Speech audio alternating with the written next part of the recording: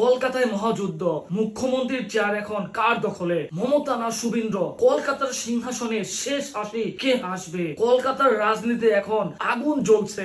একদিকে বাংলার সবচেয়ে শক্তিশালী মুখ, বছরের পর বছর ক্ষমতার কেন্দ্রে থাকা মমতা বন্দ্যোপাধ্যায়, আর অন্যদিকে তারই এক সময়ের সবচেয়ে বিশ্বস্ত সৈনিক, আজকের সবচেয়ে বড় চ্যালেঞ্জার শুভেন্দু অধিকারী। প্রশ্ন একটাই, বাংলার সিংহাসনে শেষ পর্যন্ত কে বসবে, দিদি না শুভেন্দ্র? এটি শুধু একটি নির্বাচন নয়, এটি প্রতিশোধের যুদ্ধ, বিশ্বাসঘাতকতার গল্প, ক্ষমতা রক্ষার লড়াই এবং রাজনৈতিক অস্তিত্বের শেষ পরীক্ষা। যে শুভেন্দু এক সময় মমতার ছায়া সঙ্গী ছিলেন, আজ তিনি তার সবচেয়ে বড় শত্রু। নন্দীগ্রামে যে লড়াই শুরু হয়েছিল তার আগুন এখন পৌঁছে গেছে কলকাতার হৃদয়ে। মমতা বলছেন বাংলা এখনো তার সঙ্গে আছে, এদিকে শুভেন্দু বলছেন পরিবর্তনের ঝড় এবার থামবে না।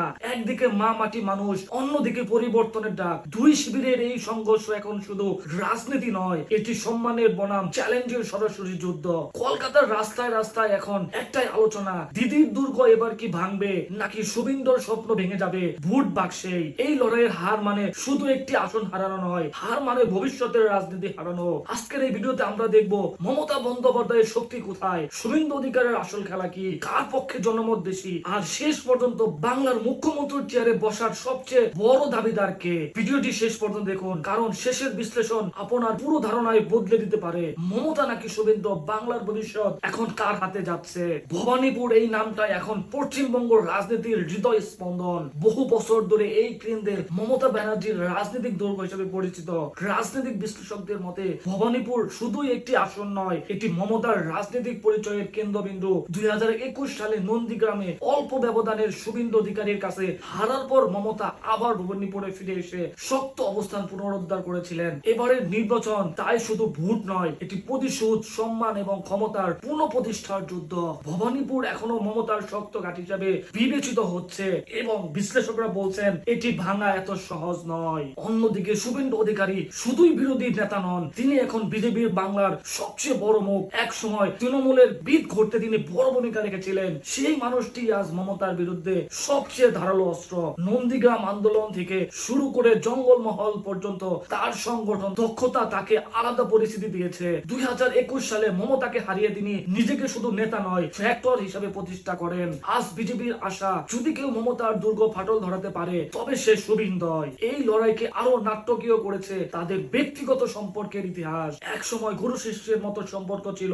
মমতার সবচেয়ে কাছের মানুষদের একজন ছিলেন শুভেন্দু, কিন্তু রাজনীতিতে স্থায়ী বন্ধু নেই। এই সত্যের সবচেয়ে বড় উদাহরণ আজ এই দুই নেতা। দল বদল, বিশ্বাসঘাতকতার অভিযোগ, প্রকাশ্য রাজনৈতিক আক্রমণ, সব মিলিয়ে এই সংঘর্ষ এখন ব্যক্তিগত আবেগের যুদ্ধে পরিণত হয়েছে। ফলে ভোট শুধু দলের জন্য নয়, অহংকারের জন্য। মমতা বন্দ্যোপাধ্যায় এখনো বাংলার রাজনীতিতে আবেগের নাম। মা মাটি মানুষ এই স্লোগান শুধু একটি রাজনৈতিক লাইন নয়, এটি তার ব্যান্ড। নারী ভোটারদের বড় অংশ, গ্রামীণ জনসংখ্যা, কল্যাণমূলক প্রকল্প, সব মিলিয়ে তার ভিত্তি এখনো শক্তিশালী। এমনকি সাম্প্রতিক রাজনৈতিক উত্তেজনার মধ্যেও তিনি প্রকাশ্যে বলেছেন তার সরকারি আবার ফিরবে এবং তিনি একজেট পুল মানতে রাজি নন। তিনি স্পষ্ট জানিয়েছেন বাংলার মানুষ এখনো তার সঙ্গেই আছে। কিন্তু বাস্তবতা হলো দীর্ঘদিন ক্ষমতায় থাকলে ক্লান্তি আসে। দুর্নীতি, চাকরি, সংকট, প্রশাসনিক বিতর্ক, এসব ইস্যু বিরোধীদের হাতে শক্ত অস্ত্র হয়ে উঠেছে। বিজেপি এই জায়গাতেই আঘাত করছে। শুভেন্দু বারবার বলছে বাংলা পরিবর্তন চায়, কিন্তু পিসি ভাইপো রাজনীতির বিরুদ্ধে জনমত গড়ার চেষ্টা করছেন। তার ভাষা আক্রমণাত্মক, তার প্রচার সরাসরি এবং তার লক্ষ্য একটাই, মমতার অজেয় ভাবমূর্তি ভেঙে দেওয়া। কলকাতার ভোটাররাও এবার বিভক্ত।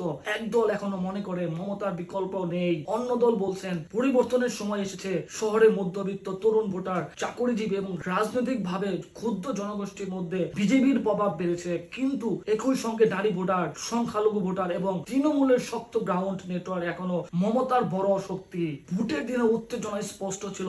সংবাদ মাধ্যম জানিয়েছে মমতা নিজের স্বাভাবিক রুটিন ভেঙে মাঠে নেমেছেন, যা দেখায় তিনিও এই লড়াইকে অত্যন্ত গুরুত্ব দিচ্ছেন। অন্য অন্যদিকে শুভেন্দুর বক্তব্য ছিল আরো তীক্ষ্ণ। তিনি বলেছেন, আমি এই ভয়টা পছন্দ করি। এই একটা লাইনে বুঝিয়ে দেয় তিনি শুধু প্রতিদ্বন্দ্বিতা করছেন না, তিনি মনস্তাত্ত্বিক যুদ্ধও লড়ছেন। তাহলে প্রশ্ন, কে জিতবে? সংখ্যার হিসাবে মমতা এখনো এগিয়ে। ভবানীপুর তার ঘাঁটি, সাংগঠনিক শক্তি বিশাল এবং তার ব্যক্তিগত জনপ্রিয়তা এখনো শেষ হয়ে যায়নি। কিন্তু শুভেন্দু হলো সেই নেতা যিনি অসম্ভবকে সম্ভব করার দাবি নিয়ে মাঠে নামেন। তিনি জানান, যদি তিনি এই লড়াইয়ের বড় ধাক্কা দিতে পারেন তবে শুধু একটি আসন নয়, পুরো বাংলার ক্ষমতার সমীকরণ বদলে যেতে পারে। রাজনীতিতে জয় শুধু ভোটের হয় না, জয় হয় ন্যারেটিভে। যদি মমতা জিতেন তবে বার্তা যাবে তিনি এখনো বাংলার অপ্রতিদ্বন্দ্বী রানী, আর যদি শুভেন্দু জোরালো ধাক্কা দেন তবে বার্তা হবে বদলের সময় এসে গেছে। এই কারণে কলকাতার এই নির্বাচন শুধু একটি শহরের নির্বাচন নয়, এটি গোটা পূর্ব ভারতের রাজনৈতিক ভবিষ্যতের ট্রেইলার। শেষ কথা একটাই, মমতা না শুভেন্দু, ফলাফল যাই হোক এই লড়াই ইতিহাসে লেখা থাকবে। কারণ এখানে শুধু মুখ্যমন্ত্রী বেছে নেওয়া হচ্ছে না, এখানে নির্ধারিত হচ্ছে বাংলার আগামী রাজনৈতিক চরিত্র। কলকাতায় তাকিয়ে আছে, বাংলা অপেক্ষা করছে, আর ভারত দেখছে দিদির রাজত্ব টিকবে নাকি শুভেন্দুর জ্বর সব বদলে দিবে। আমাদের চ্যানেলটি সাবস্ক্রাইব করে সঙ্গেই থাকুন।